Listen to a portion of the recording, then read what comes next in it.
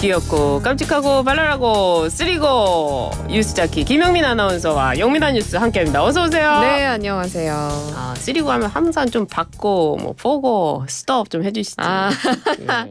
민망하니까. 그래요. 아직 아니야, 어리니까. 비 얘기를 오프닝에 하시길래 네. 뭐 운치 얘기 하시는 건가 아니면 뭐 그랬더니. 교통안전 유의하시라고 하는 건가 뭐 예상을 했는데 옛사랑 얘기를 하실 줄은 야. 상상도 못했습니다. 지나간 과거는 잊어야죠. 잊어야 되는데 왜 얘기하시는 거죠? 그러니까 잊으라고 얘기한 겁니다. 우리는 늘 새로운 시작을 하고 있지 아유, 않습니까? 그럼요. 그렇습니다. 현사랑이 중요하죠. 그렇습니다. 네. 비가 내리고 음악이 흐르면 난 당신을 잊을 거야. 네네, 좋습니다. 좋습니다. 오늘 시원한 뉴스 풀어볼 텐데요.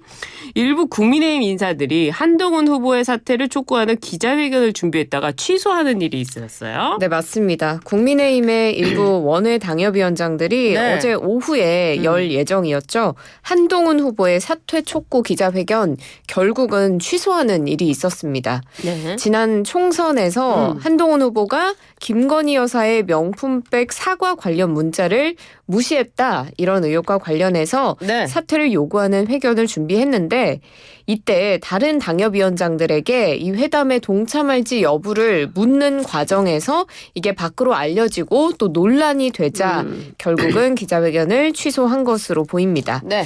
이번 사태를 두고 어떤 지난 일이 생각이 나신 분들 많을 겁니다. 그래요? 지난 전당대회 당시에 초선 의원들이 연판장을 돌려서 나경원 후보의 당대표 선출을 저지했던 일을 떠올리면서 네. 제2의 연판장 사태가 아니냐, 이런 이야기가 나온 건데요. 예. 당사자인 한동훈 후보는 여론 나쁘다고 놀라서 연판장 취소하지 마시고 지난번처럼 그냥 하기 바란다, 이런 이야기를 하기도 했고요. 다른 후보들의 입장을 보면 원희룡 후보는 이번 사태가 자신과 무관하다라는 입장이고, 그렇죠. 나경원 후보는 원희룡, 한동훈 후보 더맨더머다라고 두 후보 모두 직격을 했습니다. 또 윤상현 후보는 대통령실 끌어들이지 말고 과한 공격은 자제하기 바란다라고 촉구했습니다. 당 선관위에서도 단호히 대응을 하겠다고 밝혔다면서요? 네, 맞습니다. 국민의힘 7.23 전당대회 선관위에서 직접 입장을 밝혔는데요. 당내 화합을 저해하는 행위는 단호히 대응하겠다고 경고했습니다. 네. 당헌 당규를 위배해서 화합을 저해하면 중앙윤리위 제소처럼 이 모든 제재를 통해서 단호히 대응하겠다고 밝혔는데요.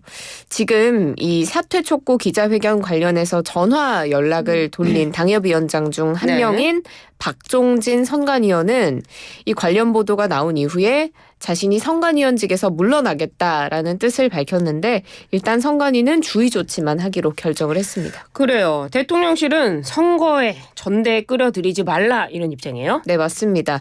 대통령실 고위 관계자는 대통령실은 국민의힘 전당대회 선거 과정에서 일절 개입과 관여를 하지 않았고 앞으로도 그럴 것이다라는 입장을 견지했습니다. 각 후보나 운동원들이 대통령실을 선거에 끌어들이지 않도록 주의를 해달라라고 당부하기도 했는데요. 네. 그러면서 이 당원과 국민의 선택을 기다리고 있다. 전당대회 결과로 나타나는 명령에 충실하게 따를 것이라는 입장을 밝혔습니다. 그래요. 이 문자 사태인데요. 문자를 누가 보여줬겠습니까? 안 그렇습니까? 뭐 김건희 여사가 직접 막 들고 다니면서 보여주지는 않았을 것 같은데요. 어쨌거나 여기에 뭐 대통령실 입장에서는 그 선거에 끌어들이지 말라, 뭐 이것도 맞는 말인 것 같아요.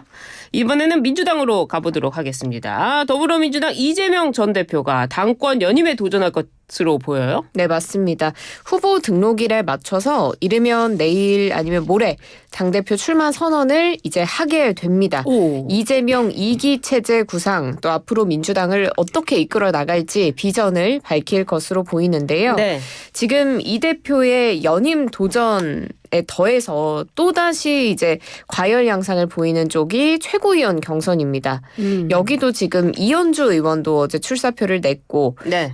출마가 확실시 되는 인물만 12명인데 네.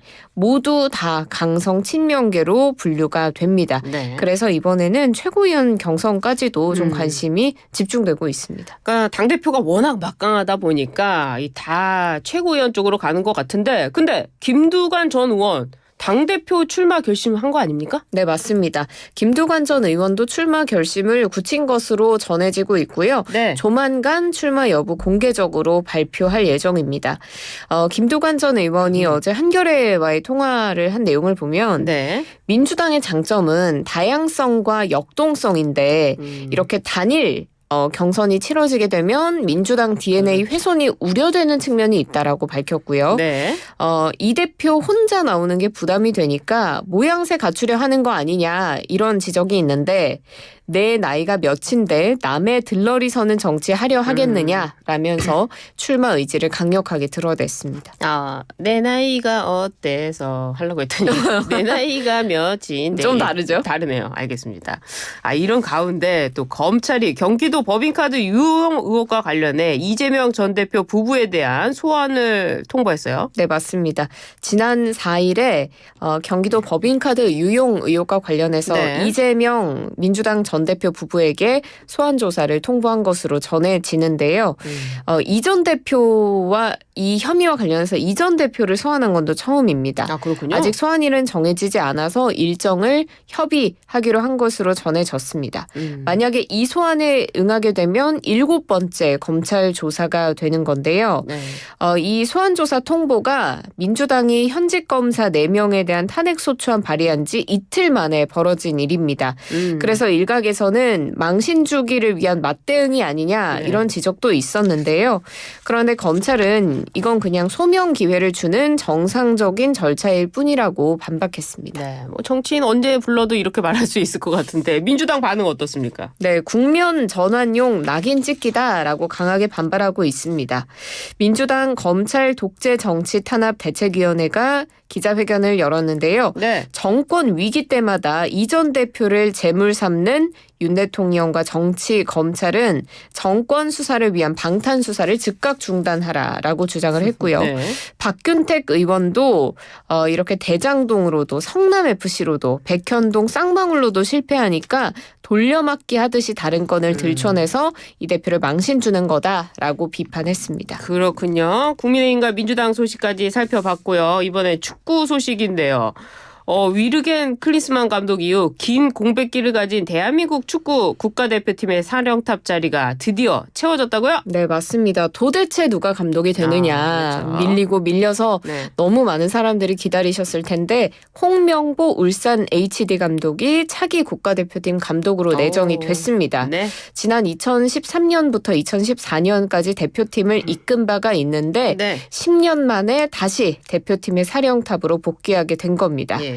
이제 홍 감독 체제로 2026 북중미 월드컵 3차 예선 치르게 되는데 이 자세한 내용은 오늘 축협이 관련 브리핑 한다고 하니까 지켜보시면 좋겠습니다. 이 축협은 축구협회. 네, 그렇습니다. 그간 축구협회는요. 외국인 지도자를 폭넓게 따져봤는데 우리나라 이 대표팀은 항상 좀 주기가 좀 짧은 것 같아요. 맞습니다. 축구협회가 지난 2월에 차기 사령탑을 다시 선임을 해야 되기 때문에 네. 국가대표 전력강화위원회의 수장을 정혜성 위원장으로 임명하고 후임 감독을 계속해서 물색을 해왔습니다. 네. 100명 안팎의 외국인 지도자를 놓고 평가를 진행했다고 하는데요. 네.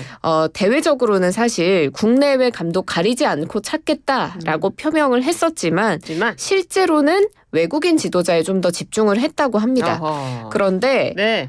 마음에 들면 비용이 비싸고 아하. 비용이 맞으면 경력이 좀 아쉽고 뭐 이런 식으로 조건이 맞지 않았다고 해요. 예. 그래서 결국에는 국내 감독으로 선회를 한 것으로 보이고요. 네. 사실은 홍명보 감독이 감독직을 고사를 했는데 네. 계속해서 감독을 구하는데 어려움을 겪자 이 상황을 외면하지 못하고 받아들인 것으로 보입니다. 그렇군요. 알겠습니다. 정부 소식인데요. 내일 미복귀 전공의들에 대한 최종 대책을 발표한다고요? 네, 이게 헤드라인 제목이라서 그런데 오늘입니다. 이게 오늘이군요. 네, 그렇습니다.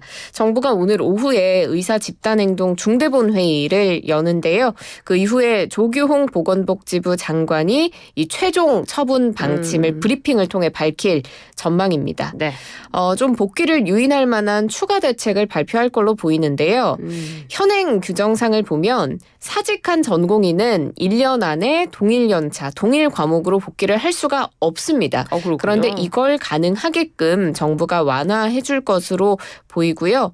그렇지만 여전히 전공의들이 복귀하지 않고 있기 때문에 대거 복귀는 어렵지 않을까 이런 분석들도 있습니다. 그래요.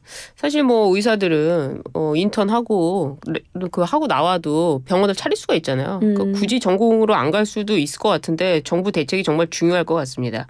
일부 병원들은 미복귀 전공의들에게 내용 증명을 발송했다고요? 네, 그렇습니다.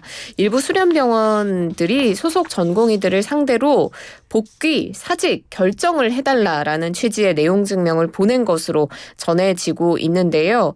연락이 잘 닿지 않아서 집으로 이렇게 우편을 보냈고 이게 이제 사과, 사직과 복직 의사를 확인하기 위한 마지막 절차라고 보시면 되겠습니다.